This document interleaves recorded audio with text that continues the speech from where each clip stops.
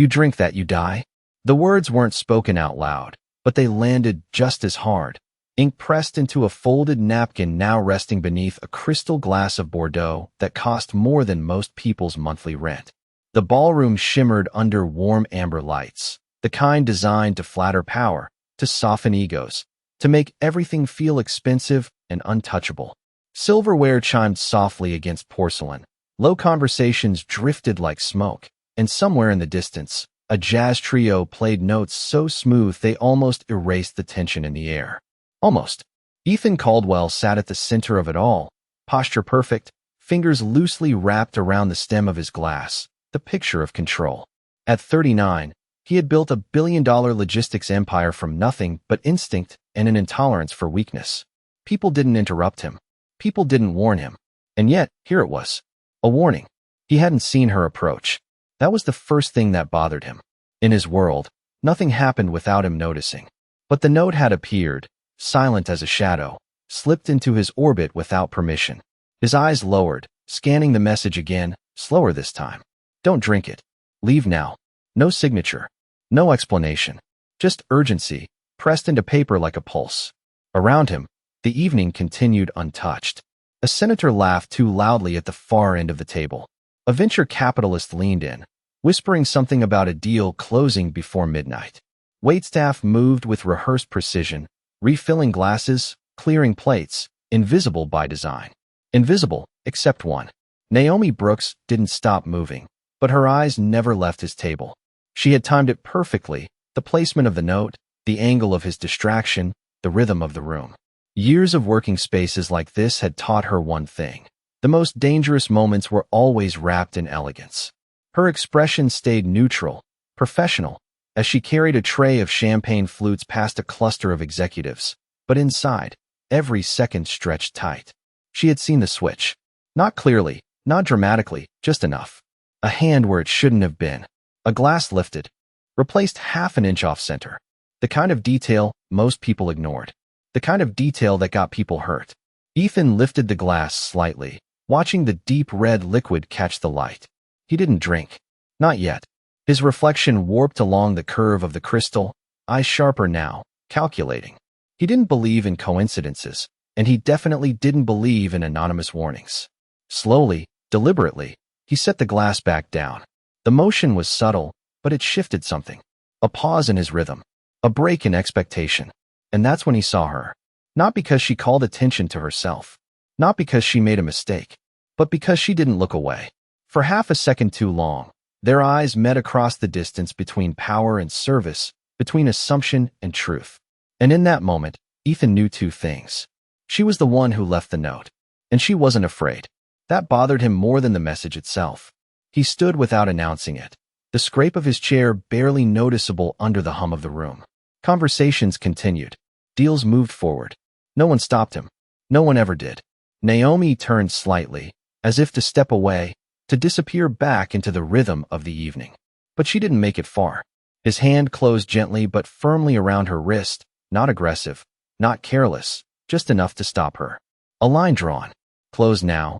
He could see the steadiness in her expression, the absence of panic he expected. "What do you know?" he asked quietly, his voice controlled, low enough that no one else could hear. Naomi didn't answer immediately. Her gaze flicked once, not to him, but to the table behind him, just for a fraction of a second. Then back. And in that silence, something shifted again. Not in the room, not in the music, but in him. Because for the first time that night, Ethan Caldwell realized this wasn't about fear. It was about time. The moment the glass touched the table, something invisible shifted across the room. Not loud, not dramatic, just a subtle fracture in the rhythm that only someone paying close attention would ever notice. And Naomi noticed. She always noticed. Her body already moving again, tray balanced. In her hand, posture seamless, slipping back into the current of servers and soft smiles as if nothing had happened, as if she had not just interrupted the night of the most powerful man in the room. But her mind stayed locked on that table behind him, the one reflected in the glass, the one that did not belong. Ethan did not look at her again, not directly, but his awareness of her did not fade. It sharpened, recalibrated, because now she was no longer background. She was a variable, and Variables had to be understood, controlled, or removed. He adjusted his cuff slowly, eyes drifting across the room in a way that looked casual to everyone else, but was anything but, mapping movement, posture, intention. The three men behind him did not react when he set the glass down, and that told him more than any obvious signal ever could, because in a room like this, people reacted to everything, to opportunity, to advantage, to weakness, and the absence of reaction was its own kind of presence. His phone buzzed lightly against the table, a message from his chief of staff asking if he was ready to finalize the numbers, a 10-digit deal hanging in the balance, a room full of expectations waiting for him to move forward, to lead, to dominate. And for the first time that night, Ethan did not respond immediately. He let the message sit, unread, just like the wine, untouched. Across the room, Naomi paused briefly near the service station, her fingers tightening just slightly around the edge of the tray, not from fear, but from timing, because timing was everything now. She had done what she could without stepping out of line, without exposing herself. But that window was closing. The man at the table behind Ethan leaned forward, his hand brushing near a second glass, identical, pristine, placed just close enough to matter. And Naomi felt that familiar tightening in her chest. Not panic, never panic, but recognition, the same pattern, the same quiet setup she had seen before, years ago, in a different city, a different restaurant, where elegance had masked intention and no one had seen it until it was too late. She had been younger then, less certain, less willing to act, and she had carried that silence with her ever since, a weight that did not show, but never left. That was why she moved now. Not fast, not obvious, just enough. She picked up a fresh bottle of wine, the label facing outward, steps measured, breath steady, approaching Ethan's table again like any other server doing her job, like nothing had changed. Ethan saw her coming this time. Of course he did. And this time he did not pretend otherwise. Their eyes met for a fraction of a second, and in that glance there was no confusion left, only alignment. Not trust, not yet, but understanding. She reached the table, her voice smooth, professional. "Would you like me to refresh your glass, sir?" The question sounded routine, expected, harmless, but it was not. Not anymore. Ethan leaned back slightly, giving her space, giving himself time, his gaze flicking once more toward the reflection, toward the men who still had not reacted, still had not adjusted, and that silence now felt louder than any conversation in the room. "No," he said calmly, his voice carrying just enough authority to settle the moment. Naomi nodded once, turning as if to leave, but as she did, her hand shifted, barely noticeable, her fingers brushing the base of the untouched glass, rotating it just a few degrees. Nothing anyone else would see, nothing anyone else would question, but enough to change the alignment, enough to mark it, enough to say without words, "This one matters." Ethan watched the movement, understood it instantly, and in that quiet exchange, the night drew a line no one else could see, a line between what was supposed to happen and what would not happen anymore. And somewhere behind him, just for a second, one of the men at that table stopped smiling. The smile that disappeared lasted less than a second, but it was enough for Ethan to confirm what instinct had already begun to whisper. This was not random. This was not a misunderstanding. This was intention wrapped in patience, and patience meant planning. He did not turn around, not yet, because turning would acknowledge, and acknowledgement would change the behavior of anyone watching him. Instead, he reached for his phone. Again, this time unlocking it with a smooth motion, his thumb scrolling through nothing in particular while his mind moved 10 steps ahead, calculating exits, leverage, consequences. Naomi had already stepped away, but she did not leave the area entirely. She shifted to a nearby table, adjusting a napkin that did not need adjusting, pouring water into a glass that was already full, her presence hovering at the edge of his awareness like a quiet signal that had not stopped transmitting. The room continued its performance, laughter rising and falling, deals being hinted at, alliances forming in low voices. But beneath it, something else now existed, a current that only two people seemed to feel. Ethan's fingers tapped lightly against his phone, then paused. A new message appeared, not from his team this time, but from an unknown number. No name, no history, just a single line. Drink. It is expected. He did not react outwardly. Not a flicker, not a shift in posture. But inside, the equation changed again, because this was no longer just observation. It was pressure, subtle, controlled, designed to push him back into the path he had just stepped away from. And that meant whoever was behind it knew him, or at least believed they did, believed they understood how he operated, how he responded to expectation, to control, to the illusion of choice. Ethan set the phone face down on the table, his gaze drifting once more to the reflection. The three men were still there, but now one of them leaned back slightly, his fingers steepled together, watching in a way that no longer bothered to hide itself. And that told Ethan everything he needed to know. This was not about the wine alone. This was about the moment, about whether he would follow the script that had been written for him or rewrite it entirely. Across the room, Naomi saw the subtle shift in posture, the way one of the men had stopped pretending, and her pulse tightened, not in fear, but in urgency, because once people like that stopped pretending, the window narrowed, the options shrank. She moved again, this time toward the service corridor, her steps measured but purposeful, slipping through the swinging door. Into the quieter world behind the performance, stainless steel counters, low voices, the controlled chaos of a kitchen that never truly stopped. She placed the tray down, her hands steady, but her mind racing. She could walk away now. She had done enough. More than enough. She had given the warning, shifted the outcome, protected a man who would likely never know her name beyond this night. But something held her there. Something older than logic, older than fear. A memory she did not revisit.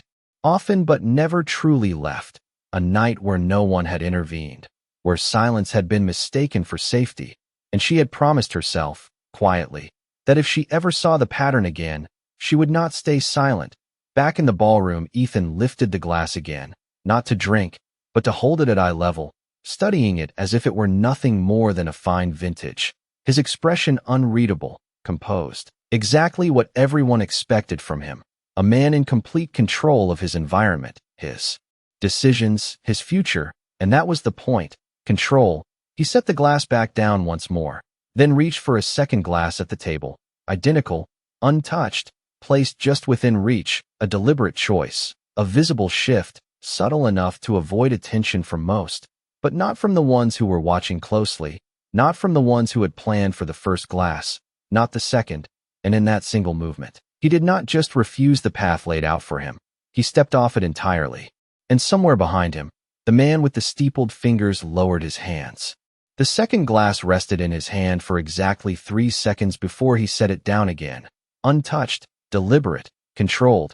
And that was when the room truly changed, not outwardly, not in any way that would interrupt the soft jazz or the polished conversations, but in the way tension travels, quiet and fast, like a signal moving through wires no one can see. Because the men behind him understood something now. They understood that Ethan Caldwell was no longer following expectation, and that meant the plan, whatever shape it had taken, was no longer predictable. Ethan leaned back slightly in his chair, one arm resting along the edge of the table, his posture relaxed in a way that suggested comfort. But his eyes were anything but. They moved again to the mirrored reflection, catching the subtle shift as one of the men reached for his phone, not urgently, not dramatically, just a small movement that carried too much meaning to be ignored.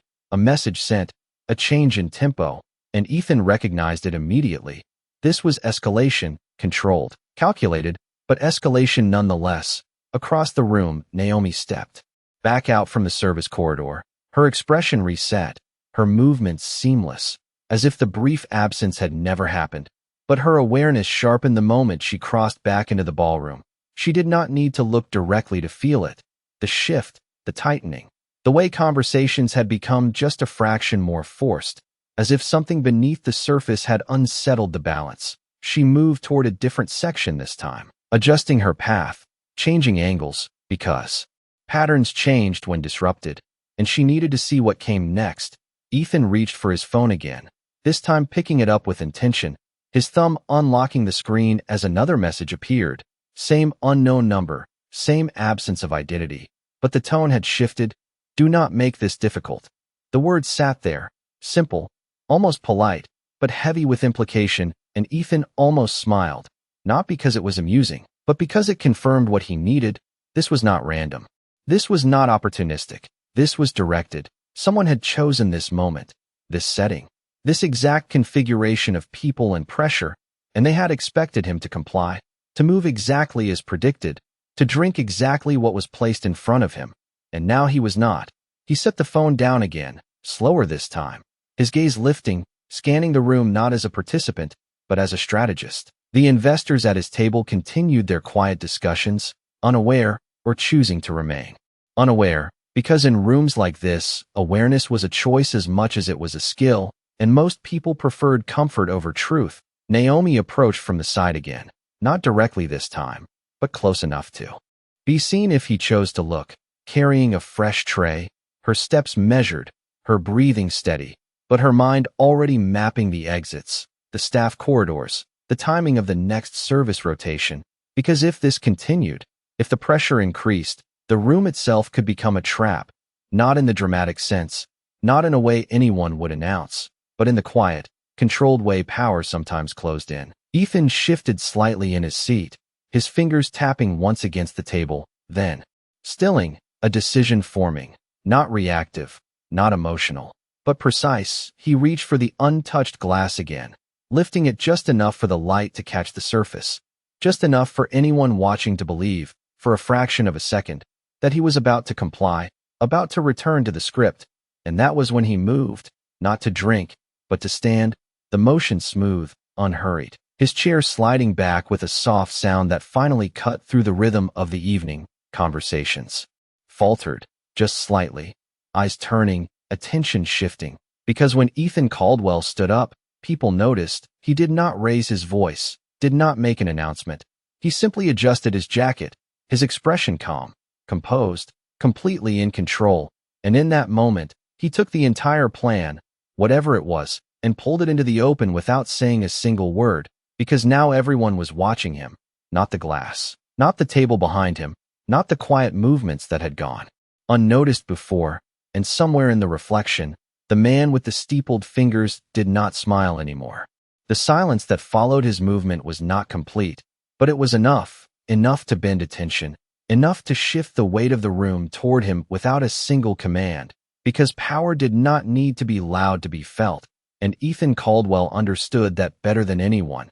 He let the moment stretch, just long enough for curiosity to replace routine, for the subtle unease to settle into the edges of every conversation. Then he reached for the glass again, not hurried, not hesitant, simply deliberate, lifting it to chest level as if he were about to make a toast. And that was when the room leaned in. Investors paused mid-sentence.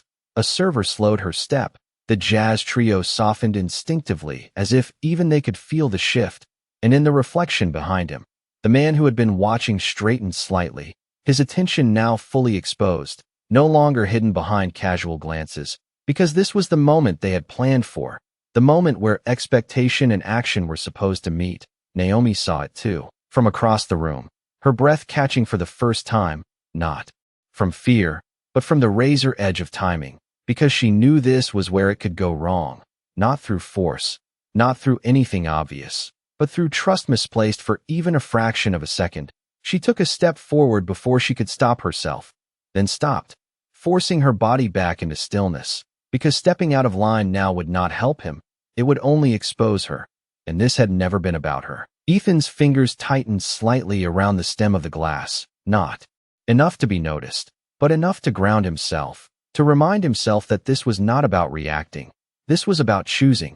He raised the glass just a little higher, enough to catch every eye in the room, enough to create the illusion of compliance, and for one suspended second, everything aligned exactly as it had been planned, every variable falling into place, every expectation fulfilled. And then he smiled, not broadly, not theatrically, just a small, controlled shift at the corner of his mouth that only those watching closely would ever see. And instead of drinking, he turned, not toward the table behind him, not toward the source of pressure, but toward the room itself, his voice calm, clear, carrying just enough to reach beyond his immediate circle. "Before we move forward tonight," he said, and the words alone were enough to freeze the last remaining movement, I think it is worth acknowledging something we often overlook. The shift was immediate, confusion replacing expectation, attention sharpening into focus, because this was not the script anyone had prepared for, not the direction anyone had anticipated. Naomi felt it ripple through the room, the change in narrative, the breaking of pattern. And for the first time since she had written the note, she allowed herself to breathe, just slightly, because he was not following. He was leading. Ethan lowered the glass back to the table, untouched, the motion simple, final, undeniable, then let his gaze sweep across the faces around him, investors, partners, observers, and finally, just for a fraction of a second, the reflection behind him, where the man who had been watching now looked something else. Entirely, not confident, not composed, but uncertain. Control. Ethan continued, his tone even, measured, is not about forcing outcomes. It is about knowing when something does not belong. The words landed differently depending on who heard them. For most, they sounded like philosophy, a prelude to negotiation. But for a few, they were something else entirely, a signal, a disruption, a quiet declaration that the night was no longer moving in the direction they had designed. Naomi turned away. Then, not because she was finished, but because she understood something deeper now. This was no longer about stopping a single moment. It was about shifting the entire outcome, and Ethan Caldwell had just taken the first step himself. The room did not erupt, it did not gasp, it did not collapse into chaos, because rooms like this were trained to hold themselves together no matter what shifted beneath the surface. But something had changed, undeniably, permanently, the kind of change that did not need volume to be felt. It lived in the pauses, in the way people looked at each other just a second longer than before, in the way laughter no longer landed the same. Ethan remained standing, his presence now the axis the room quietly rotated around, his words still echoing in the space between expectation and realization. And for the first time that night, control did not belong to the script, it belonged to him. He let the silence stretch just enough to make people lean in. Then he reached for his phone again, not hurried, not concealed, but openly, deliberately, as if the act itself was part of the moment. His thumb moved across the screen, typing something brief, precise, then sending it. Without hesitation, across the room Naomi saw it, not the message itself, but the intent, the certainty, and she understood immediately. He was no longer reacting. He was initiating. He was pulling something larger into motion, something beyond the walls of the ballroom, something that could not be contained by dim lighting and polished smiles. The man behind him shifted again, this time not subtle, not controlled, his chair scraping lightly against the floor as he adjusted his position. The sound small but out of place. And in a room built on perfection, even the smallest disruption echoed. Ethan did not turn, but he acknowledged it, not with movement, but with timing. Tonight was meant to be about partnership. He continued, his voice steady, measured, carrying just enough to reach every table without forcing attention. About trust, about alignment. He paused, just briefly, letting the words settle, letting their meaning expand beyond their surface. And those things only exist when everyone in the room is playing the same game.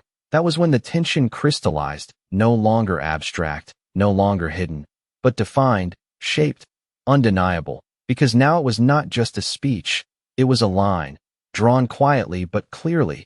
Naomi felt it like a shift in pressure, the moment when uncertainty becomes direction. She moved again, this time not toward Ethan, but toward the edge of the room, positioning herself where she could see both the exits and the table behind him. Because something was about to happen, not loud, not dramatic, but decisive. Ethan finally turned then, slowly, deliberately, not rushed, not reactive, but intentional, his gaze landing not on the entire table behind him, but on one man, the one who had stopped smiling first, the one who had been watching without disguise, and for a brief second, the room held its breath without knowing why. "I prefer transparency," Ethan said, his tone unchanged, but now directed, focused, especially when the stakes are this high. The man did not respond immediately, his posture stiffening just enough to betray the shift, his confidence recalculating in real time, because this was not how it was supposed to unfold, not how it had been designed, not how control was supposed to move. The other two men at the table glanced at each other, subtle, quick, but not invisible. And that was all Ethan needed. Confirmation without confession, alignment without words. He did not accuse, did not point, did not escalate, because he did not need to. The room itself had already begun to understand, not the details, not the full truth, but the imbalance, the misalignment, the fact that something had been off, and that he had seen it. Naomi watched as the man finally spoke, his voice measured, careful. I am not sure what you are implying.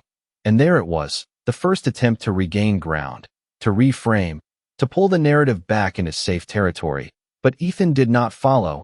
He did not engage on those terms. Instead, he stepped back slightly, reclaiming his space, his control, his timing.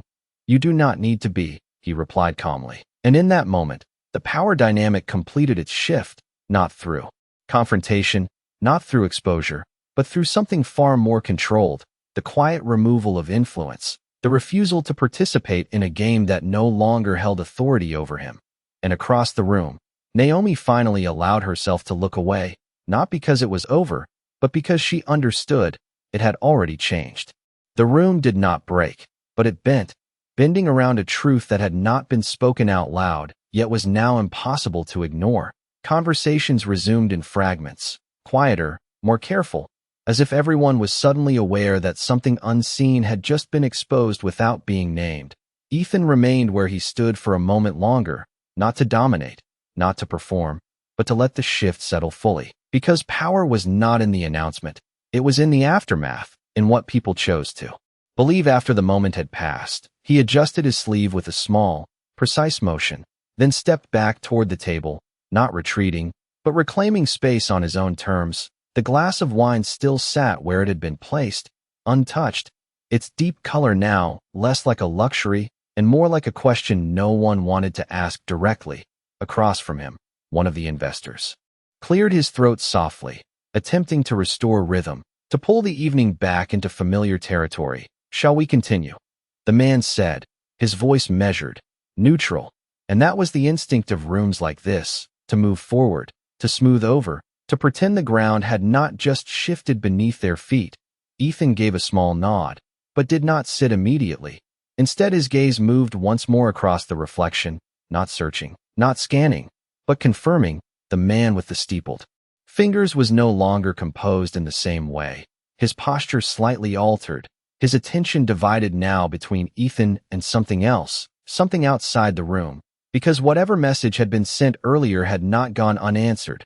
Naomi saw it too, not through direct observation, but through absence, because the quiet confidence that had filled that table before was no longer there, replaced by something tighter, more controlled, more aware of being seen. She moved along the edge of the room again, not drawing attention, but repositioning, because when patterns broke, people revealed themselves not through action, but through adjustment, and she was watching for exactly that.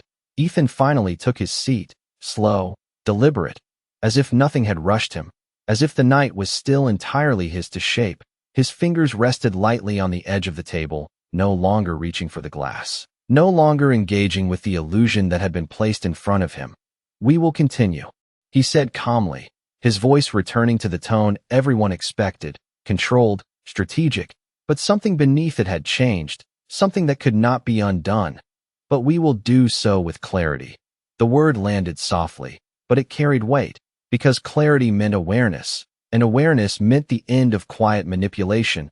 Across the room, a subtle movement near the entrance caught Naomi's attention. Two individuals stepping just inside, not dressed like staff, not quite like guests either. Their presence understated but purposeful. They did not announce themselves, did not interrupt, but their timing was not coincidence, and Naomi felt the final piece settle into place, whatever Ethan had set in motion with that message was now arriving, not loudly, not dramatically, but with the same quiet precision that had defined everything else about this night. Ethan did not look toward the entrance, not directly, but his awareness shifted, just enough to acknowledge without revealing, because he understood something now that the others did not. Control was no longer about holding the room. It was about controlling what happened beyond it. The man behind him stood slowly, as if adjusting his jacket, but the movement carried more than comfort. It carried intent, a decision being made under pressure, and that was when Ethan spoke again. Not louder, not sharper, just clear. Some decisions, he said, his eyes forward, his tone even, should not be rushed. The words hung in the air, simple, almost philosophical, but for the ones who understood, they were a boundary, a refusal to be pushed, to be guided, to be manipulated into timing that was not his own. Naomi stepped back then, her position no longer at the edge of urgency, but at the edge of resolution, because she could feel it now, the shift completing, the balance restoring itself in a way that did not require confrontation, did not require exposure, only awareness. And in that awareness, everything that had been hidden lost its power, and everything that had been assumed began to unravel, quietly, completely, and without a single drop from that glass ever being touched. The night did not end with applause. It ended with awareness, the kind that settled quietly into every corner of the room, reshaping conversations, altering alliances, and leaving behind a silence that felt heavier than any celebration ever could. Ethan remained seated, composed, his posture relaxed but intentional, as if nothing extraordinary had happened, as if the entire evening had unfolded exactly as planned. And in a way, it had, just not by anyone else's design. The two individuals who had entered earlier now stood near the far edge of the room, speaking softly with the event coordinator, their presence subtle but undeniable, not disruptive, not confrontational, just present enough to shift the balance completely. The man who had been watching from behind no longer held his ground the same way, his confidence replaced by calculation, his movements tighter, more measured, as if every action now carried weight it had not before. Ethan did not look back at him again, not because he had forgotten, but because he no longer needed to. The power of the moment had already done its work. Naomi moved along the perimeter of the room one last time, her steps steady, her expression unchanged, but something inside her had settled, not pride, not relief, but resolution, because she understood now that this night was no longer about a single decision. It was about a pattern broken, a silence interrupted, a choice made differently. She passed by Ethan's table once more, not stopping, not drawing attention, just continuing as if she were still part of the background, still part of the system that had almost allowed something irreversible to happen. But as she moved past, Ethan spoke, not loudly, not formally, just enough for her to hear. Wait. The word was simple, but it carried none of the authority it once might have, none of the expectation of obedience. She paused, just slightly, turning her head enough to acknowledge without fully stepping into his space. For a moment, neither of them spoke, the noise of the room filling the gap, the quiet hum of a world that had almost missed something important. Ethan looked at her, really looked this time, not as a server, not as part of the setting, but as the reason the night had changed it all. You knew, he said, not as a question, but as a realization. Naomi held his gaze, her expression calm, grounded. I noticed, she replied, and the difference between those two statements lingered in the air, because knowing implied certainty, but noticing required awareness, attention, a willingness to see what others ignored. Ethan nodded once, absorbing that, understanding it in a way he had not before. His world had always been built on information, on data, on control, but this was something else, something quieter, something that did not announce itself. Why risk it? He asked, his voice lower now, not for the room, but for her. Naomi did not hesitate this time, her answer simple, unguarded, because someone should. And there it was, no strategy, no negotiation, just truth, the kind that did not need to be dressed up to matter. Ethan exhaled slowly, not from tension, but from realization, because for the first time that night, the most valuable thing in the room had not been a deal, or a partnership, or a number with too many zeros to count. It had been a decision made by someone with nothing to gain and everything to lose. He reached into his jacket, not quickly, not dramatically, and placed a card on the edge of the table, sliding it just enough for her to see, but not enough to make it a transaction.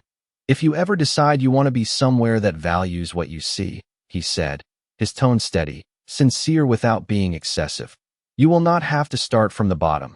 Naomi glanced at the card, then back at him, and for a moment, Something almost like a smile touched her expression, not wide, not obvious, but real.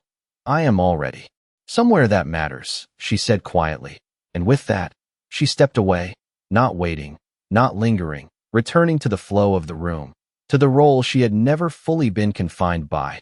Ethan watched her go for a second longer than necessary, then turned back to the table, to the investors, to the future that had almost shifted without him realizing. And as the night moved forward, as conversations resumed and deals were cautiously rebuilt, one thing remained unchanged: the glass of wine. Still full, still untouched, sitting quietly as a reminder that power could fill a room. But it only took one person paying attention to change everything.